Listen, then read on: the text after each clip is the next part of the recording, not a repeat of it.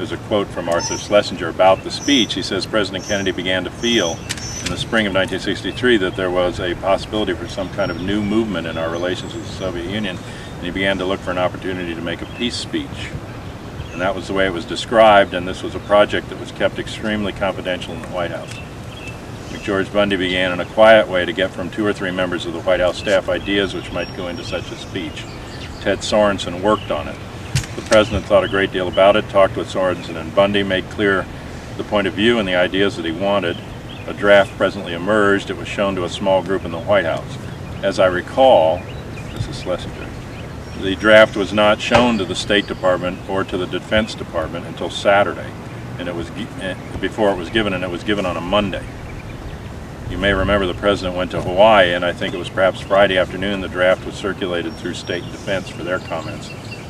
Ted Sorensen then flew with the draft to Honolulu. The president worked on the final draft on his way back and gave the speech on Monday morning.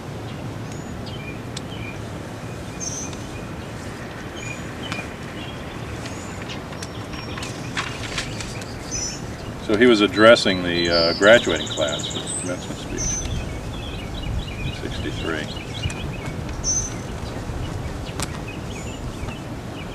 He talked about universities. He said there are few earthly things more beautiful than a university, wrote John Masefield in his tribute to English universities, and his words are equally true today. He didn't refer to spires or towers, to campus greens and ivied walls. He admired the splendid beauty of the university, he said, because it was, quotes, a place where those who hate ignorance may strive to know, where those who perceive truth may strive to make others see. Quotes. I have therefore chosen this time and this place to discuss a topic on which ignorance too often abounds and the truth is too rarely perceived, yet it is the most important topic on earth, world peace. What kind of peace do I mean? What kind of peace do we seek? Not a Pax Americana, forced on the world by American weapons of war.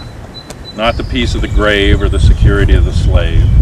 I'm talking about genuine peace, the kind of peace that makes life on earth worth living, the kind that enables men and nations to grow and to hope and to build a better life for their children. Not merely peace for Americans, but peace for all men and women. Not merely peace in our time, but peace for all time. I speak of peace because of the new face of war. Total war makes no sense in an age when great powers can maintain large and relatively invulnerable nuclear forces and refuse to surrender without resort to those forces. It makes no sense in an age when a single nuclear weapon contains almost 10 times the explosive force delivered by 11 of the Allied air forces in the Second World War. It makes no sense in an age when the deadly poisons produced by a nuclear exchange would be carried by wind and water and soil and seed to the far corners of the globe and to generations yet unborn. Today, the expenditure of billions of dollars every year on weapons acquired for the purpose of making sure we never need to use them is the essential to keeping the peace. But surely the acquisition of such idle stockpiles, which can only destroy and never create, is not the only, much less the most efficient means of assuring peace. I speak of peace, therefore, as the necessary rational end of rational men.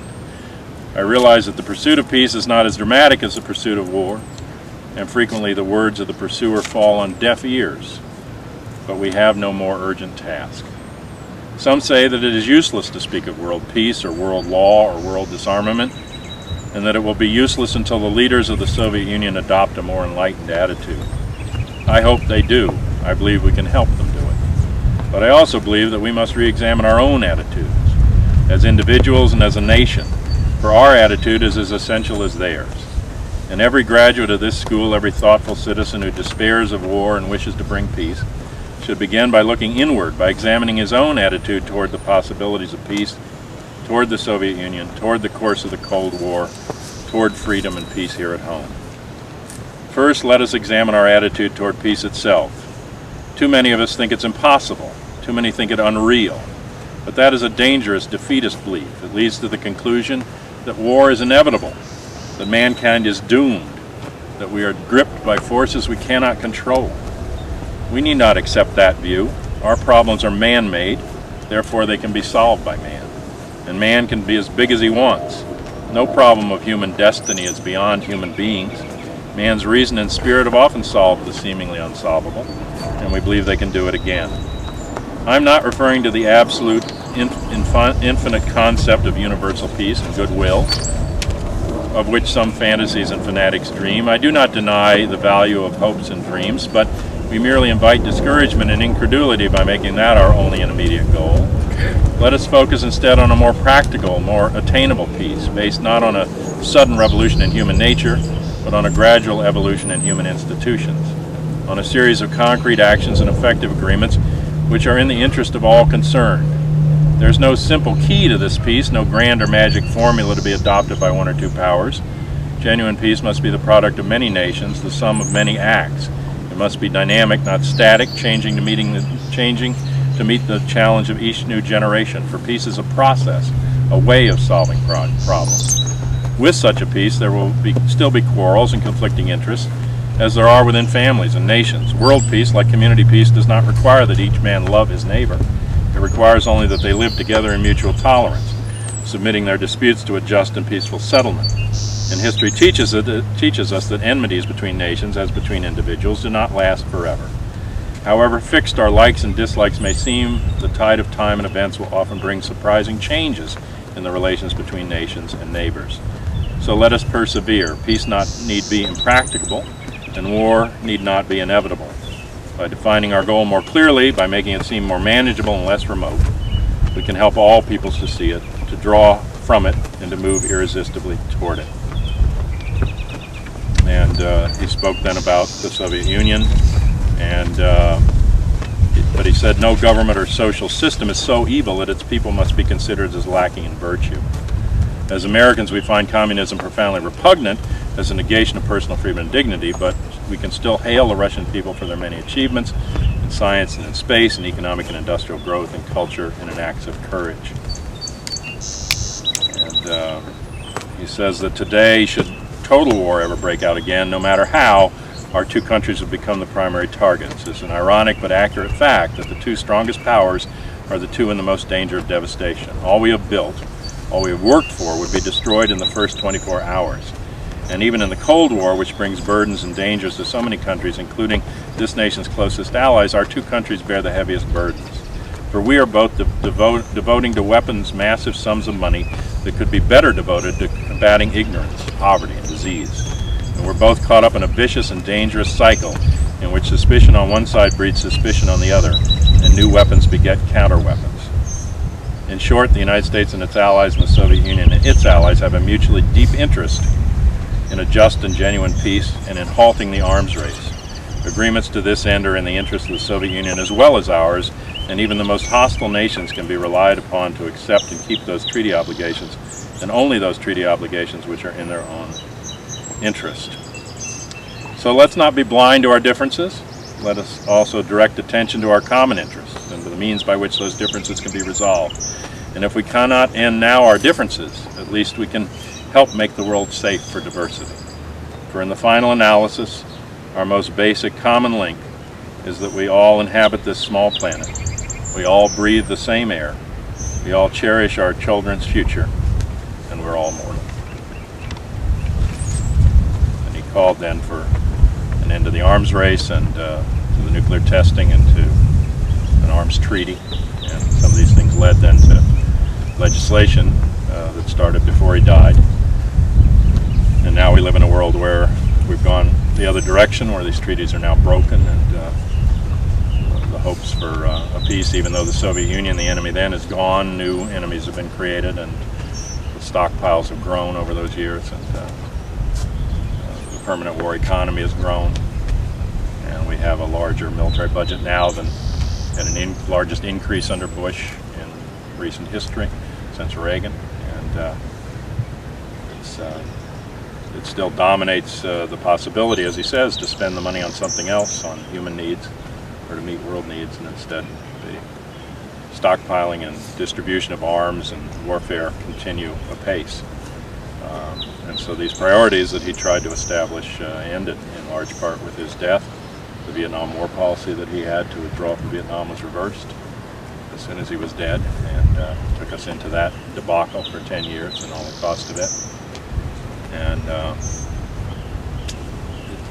continued to grow to the point that our military stockpile has no equal in the world. Even if you go to the next 6 or 7 largest countries and put them together, they still don't come to military compilation of the United States. And now Bush has openly declared a Pax Americana, which he said he didn't want.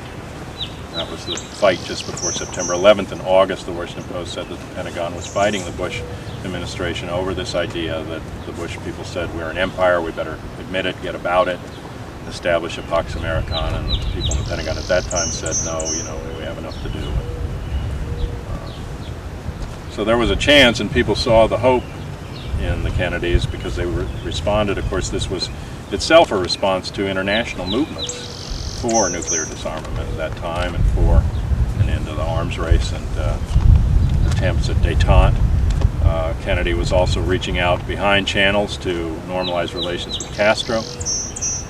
But all these things, ending the Vietnam War, normalizing relations, striving for détente, cutting back on the nuclear arms, were in direct opposition to the Joint Chiefs of Staff and the CIA and the people around him who had tried to push him into nuclear war at the time of the Cuban Missile Crisis. And he and his brother were alone in the room, just about the opinion that nuclear war was not called for.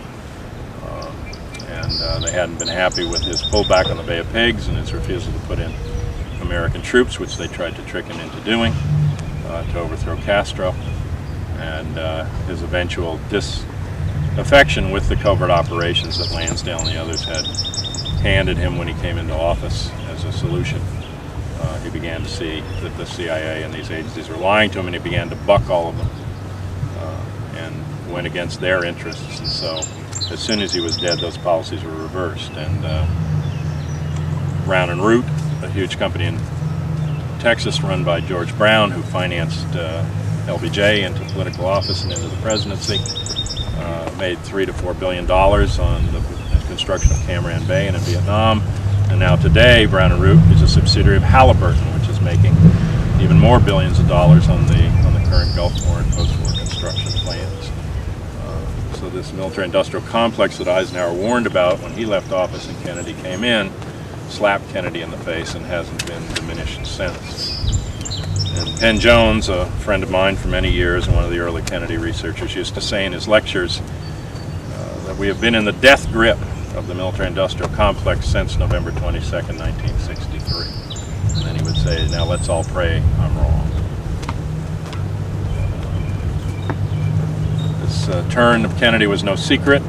There's been an attempt in the press to say that it was otherwise, but all the historical evidence that continues to come out, release of National Security Memoranda 263, recent books on Kennedy, Howard Jones's book Death of a Generation, Dalek's new book on Kennedy, further document that he was pulling out of Vietnam.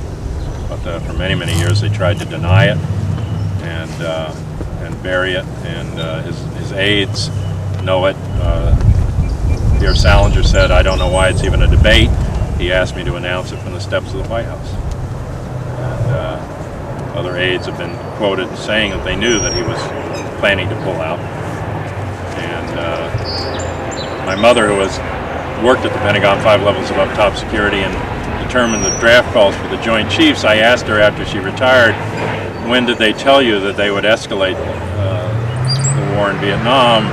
And she told me that in April of 1963, on orders from the White House, which means Kennedy, for the first time in her career of projecting the draft call accurately 5 years in advance, that she was told to reverse her figures. And they were in relation to Vietnam, and that she was to put in figures that reflected a full American withdrawal from Vietnam by the end of 1964 following the election. And that was then reversed on November 25th, 1963, as soon as Kennedy was in the grave. They gave her figures that she at first couldn't believe and took back to the Joint Chiefs to go into a 10-year war with 57,000 American dead on November 25th, 63, right after Kennedy was killed. So the reversal was complete and has been going on since, and not much of anybody in the White House has been able to stop it. Clinton bucked it a little bit and got his messages, and the rest of the people who have been in the White House have pretty much just been in lockstep with it.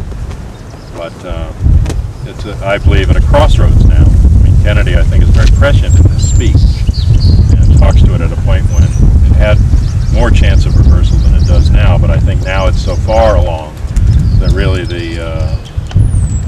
history of humanity is now either going to go down this nightmare path of war and genocide and death that's being pushed by the forces that are in the White House, or people are going to create real democracy and turn the reality of a surplus economy into a world where justice and real peace could be restored and realized. Because we have the potential to do it. We have the resources to do it. There's no need for anybody now to starve or be without housing or transportation or communication or anything else. We have the resources. We have a surplus. If the surplus is hoarded into the hands of a few, then it will never be realized as anything except, as Kennedy once said, if you make peaceful revolution impossible, then you make violent revolution inevitable. But even revolution in this time with violence will not substantially, I believe, change the course of this history. It will just give reaction its excuse. And Mussolini defined fascism as corporatism plus reaction. The situation where the corporations become the state, and the technical capability of death that this juggernaut has puts the Nazi Hohenzollern machine to shame.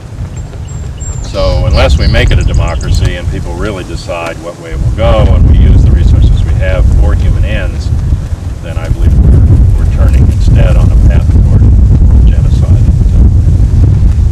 An end to democracy, not only here but all over the world. And what's being exported in the name of democracy in these countries has nothing to do with real democracy. It has to do with market penetration and grabs for resources and cheap labor and a facade of choosing the leadership, as we have always done, having learned from the British how to set up empire. But America, in its best dreams, is not about empire. It's about something else, about realizing the possibility that Jefferson and the early founders saw of coming out from under the empire, from the colonial rule, and creating a just and equitable society in which the people themselves have the power. And all generations are limited in their vision of that. These were slaveholders. These were the ruling class, so to speak, of their day, the well-to-do and the landed gentry, and they protected their interests as a group. But at the same time, Jefferson and a few of them, Tom Paine and Sam Adams, had a vision that went beyond that and that would be inclusive over time for all people, and should be. And democracy has its technology now, much more so than in the 17th century, to be fully realized, if that's what we want to do. But we come out every year to commemorate this speech because it's so telling and, unfortunately, so little known. And it reminds me of the 25 years or so before the Oliver Stone film that I would stand with this many people or fewer out on the grassy knoll on November 22nd and have a moment of silence with Penn Jones and the few people that would come out. It's sad that even the students, of course, they're not here, it's the summer, but they don't, as far as I know, recognize the plaque or do anything in relation to it. I don't even know if it got mentioned when Sorensen came. I hope it did. But it's not much remembered, but I think a speech that resonates right to the current day and to the problems that we face. And he tried to take a turn and ended up dead, I believe, because of that turn that he was making, because it didn't represent the moneyed interests and the power interests that were around him and that he was fighting.